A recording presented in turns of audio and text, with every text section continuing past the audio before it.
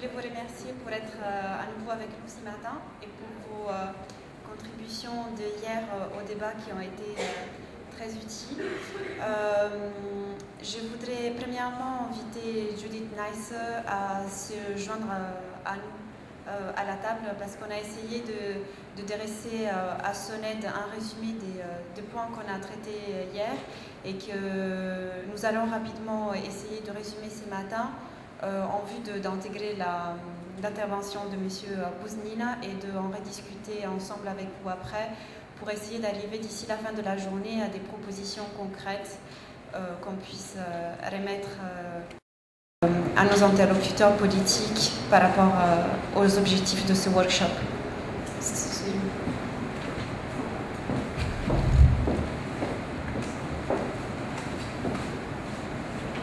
Et je voulais aussi remercier Rede et l'IFA qui vient de me remettre un document avec quelques points d'appui pareil sur l'utilité de certaines actions qui ont été indiquées dans la communication de la culture. Donc j'y reviendrai peut-être après le point résumé qu'on a déjà préparé, mais merci beaucoup de votre contribution parce que c'est ce qu'on attendait et c'est très utile. Donc, je vais essayer juste de restituer le cadre général, en partant peut-être du plus général pour arriver à ce qu'on a essayé de voir hier. Pour résumer, on peut rappeler que le traité prévoit l'encouragement de la coopération entre les États membres et les pays tiers, et aussi avec les organisations internationales, on le sait dans son article 151.4. Mais que cette approche est aussi renforcée par la prévision de l'article 3 du traité qui prévoit une meilleure prise en compte de la dimension culturelle dans toutes les autres politiques et donc forcément dans les relations extérieures qui sont le principal objectif de notre workshop. J'ai donc essayé après de mettre en parallèle à cette approche, disons, réglementaire du traité, ce qui est proposé dans la communication aujourd'hui. Donc ce que la communication nous suggère pour le bâtissement d'une stratégie à venir et de prendre en compte par rapport aux changements qui sont actés à l'ère de la globalisation et de la mondialisation qui provoquent un accroissement des échanges et donc forcément la nécessité d'une meilleure connaissance mutuelle. À confirmation de cette nécessité, on peut bien sûr rappeler par rapport à ce qui a été dit hier le rôle de la Convention sur la diversité culturelle qui a été rédigée au sein de l'UNESCO et dans laquelle l'Union européenne a joué par le biais de la communication un rôle essentiel dans la discussion et dans l'approbation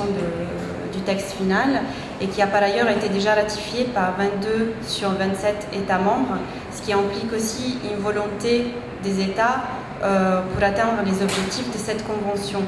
Donc on peut dire qu'il y aura donc deux niveaux d'action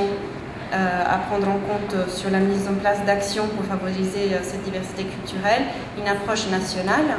volontaire exprimée par les États via la ratification et une approche d'appui au niveau des politiques culturelles européennes qui peut viser à renforcer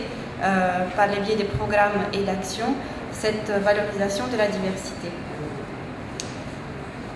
Concernant plus particulièrement le volet des relations extérieures qui intéresse donc les niveaux diplomatiques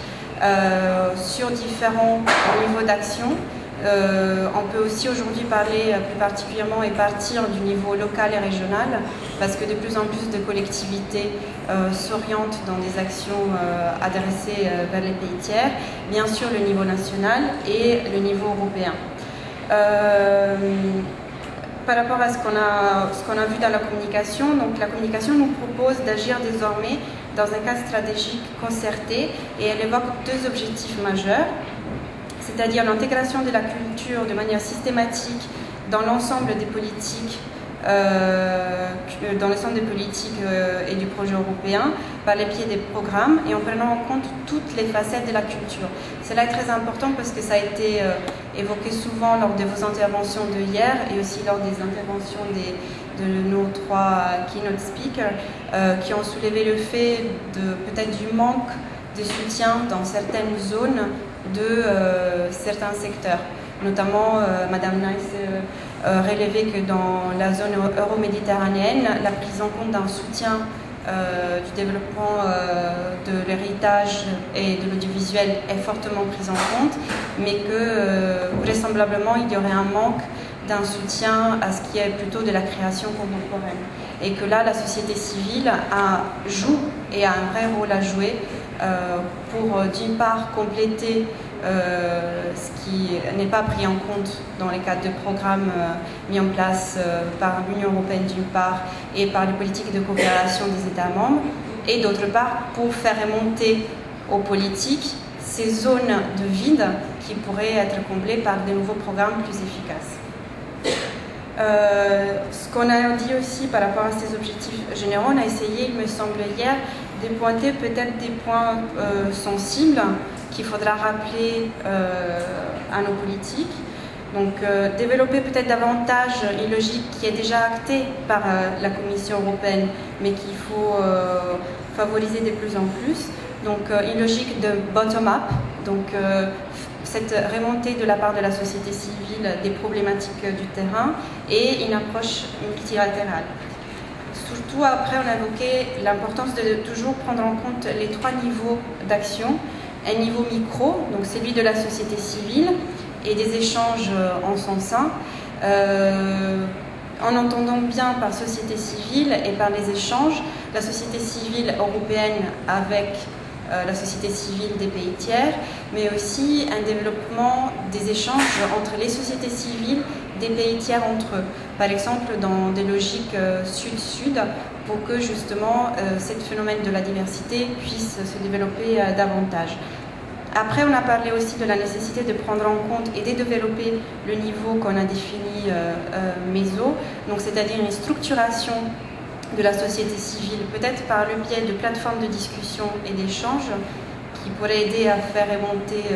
des problématiques au niveau politique. Notamment, on a évoqué juste quelques questions sur la mobilité, les problèmes des visas, ce qui est le rôle ou la définition de ce qui est un artiste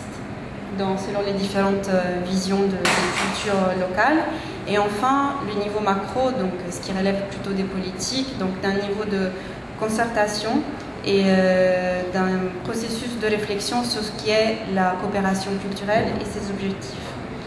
Je pense que ça, c'est ce qu'on a dit de plus important hier. Il y a eu une autre intervention qui a été assez marquante et qui est importante de rappeler, je crois. Hier, on s'est effectivement pas mal concentré sur la zone euro-méditerranéenne et sur les politiques de voisinage, parce que peut-être ce sont celles qui ont, à aujourd'hui,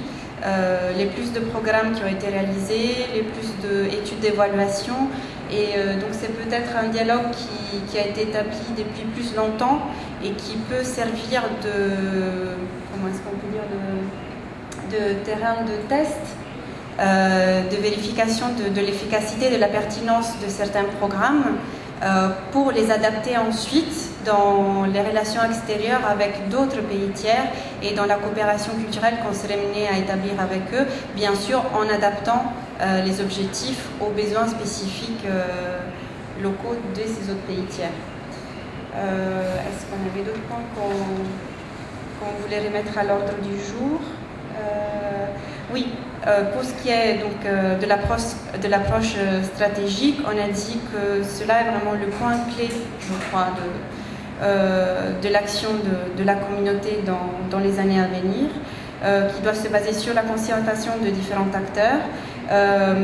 pour une meilleure efficacité de l'action. Et pour parler de stratégie, on a dit qu'il faut rappeler, je dirais, 5 points clés. Le fait d'avoir une vision, de se donner des objectifs, de mettre en face de ces objectifs des moyens de mise en œuvre et de le faire avec les différents acteurs et les différents secteurs à prendre en compte. Donc disons qu'il y a avant tout une étude à faire, avant d'entamer toute nouvelle réflexion sur la coopération culturelle, il y a peut-être une étude de l'existant à faire pour répartir sur des bases et des constats de la réalité afin de l'améliorer en vue d'une meilleure efficacité des actions à mener.